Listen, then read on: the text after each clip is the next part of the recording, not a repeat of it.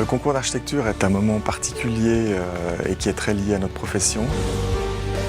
Je pense qu'il n'y a pas beaucoup de professions sur la Terre qui sont à ce point liées à une débauche d'énergie créative pour essayer d'obtenir un mandat.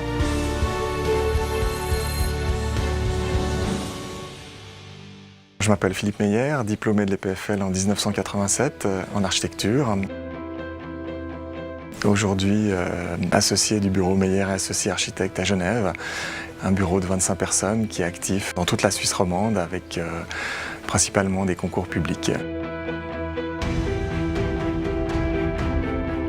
Le projet d'architecture est effectivement assez complexe puisqu'on doit avoir quelque part la tête le plus libre possible pour pouvoir faire un projet de qualité. Donc il y a un moment où on compte plus ses heures, c'est le soir, c'est le week-end.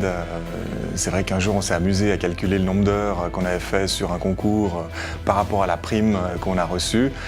Et puis on était à moins de 10 francs de l'heure. Donc il y a un moment c'est la passion qui prend le dessus et on ne doit plus calculer.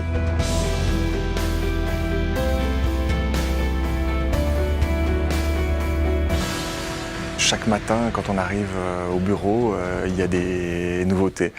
Chaque jour, vous venez face à une feuille blanche qui vous permet de développer des idées, de résoudre des problèmes. Alors ici, on est près des Évouettes, qui est le départ du Pont Rouge du canton du Valais.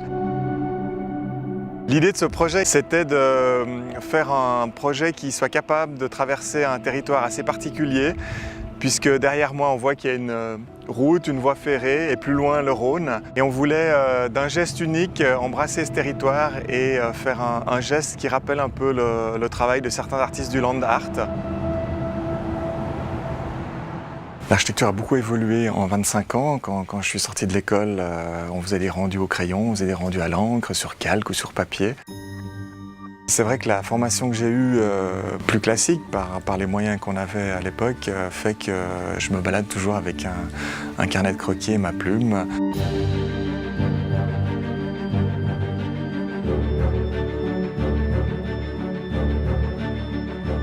On va vers une société, mais au sens général, de plus en plus sur des normes, que ce soit les normes feu, les normes acoustiques, les normes patrimoniales et environnementales qui deviennent de plus en plus importantes à juste titre.